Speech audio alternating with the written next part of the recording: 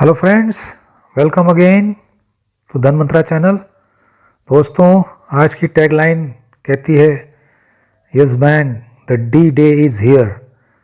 देखिए, world war two में the D day word बड़ा प्रचलित हुआ था, क्योंकि इसको कई लोगों ने कई तरीके से समझा कि डी का मतलब द असॉल्ट डे होता है।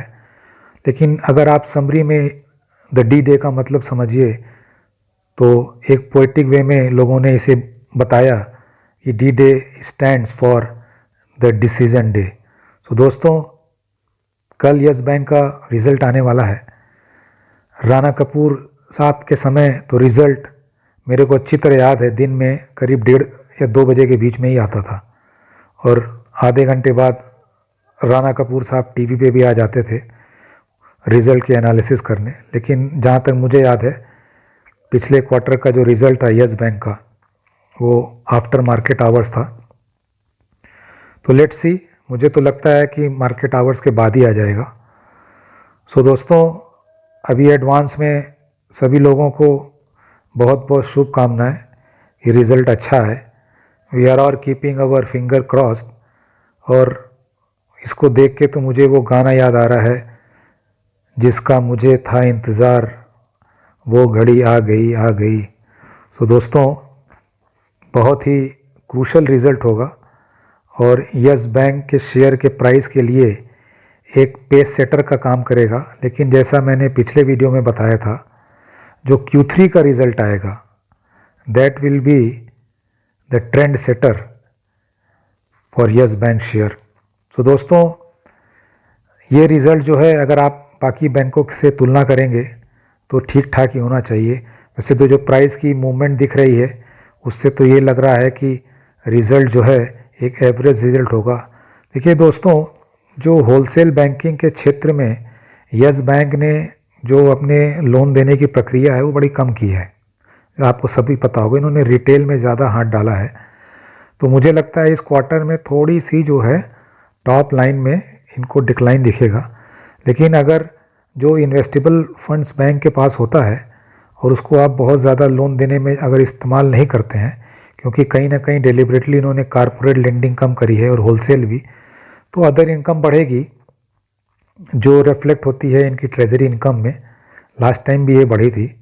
और प्रॉफिट पे बहुत सा जो इम्पैक्ट आएगा वो NPA रिकवरी से आएगा, और जो काफ़ी इन्होंने कॉस्ट कटिंग करी थी।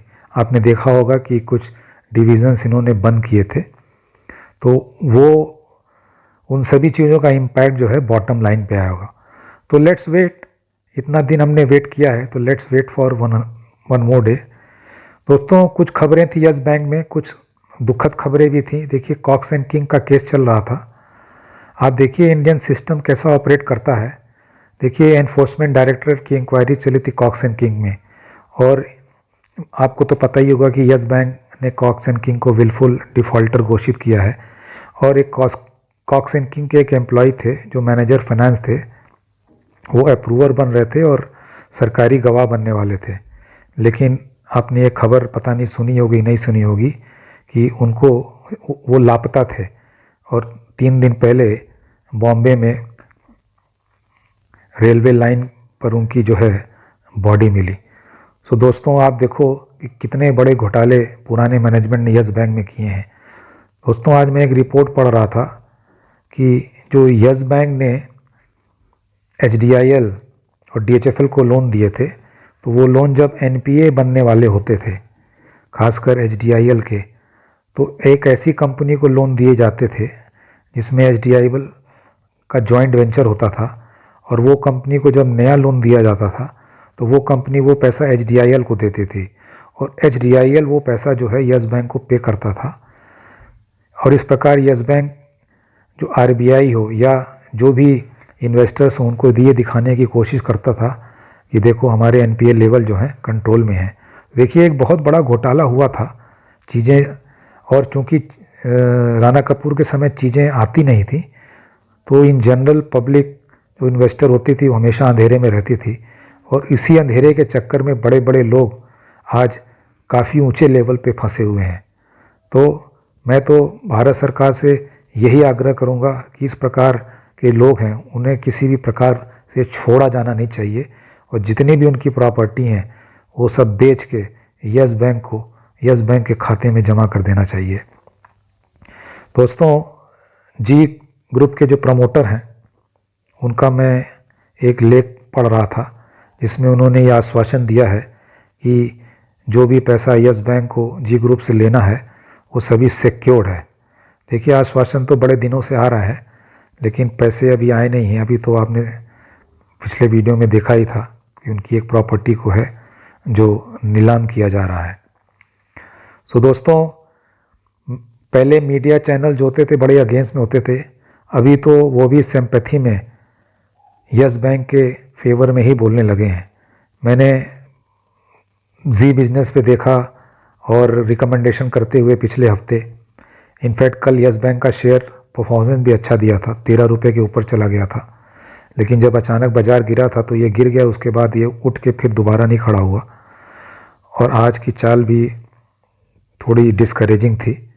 सिर्फ 6 से 7 करोड़ शेयरों का कारोबार हुआ और वही 2-3 करोड़ शेयर की डिलीवरी उठाई गई। तो दोस्तों, जैसा कि आप सभी लोगों को पता है कि वॉल्यूम, चूँकि शेयर के फ्लोटिंग शेयर बहुत ज़्यादा हैं, इसलिए ये जो स्क्रिप है वो ऑपरेटर्स के ज़बरदस्त ग्रिप में है। और इस रिज़ल्ट के बाद, और देखिए ऑपरेटर जो है शॉर्ट टर्म में तो रिटेलर्स को फ्रस्ट्रेट ही कर रहा है कि वो अपने शेयर बेच दें, लेकिन दोस्तों शॉर्ट टर्म का अगर आप नज़रिया होगा तो आप घाटे में ही रहेंगे।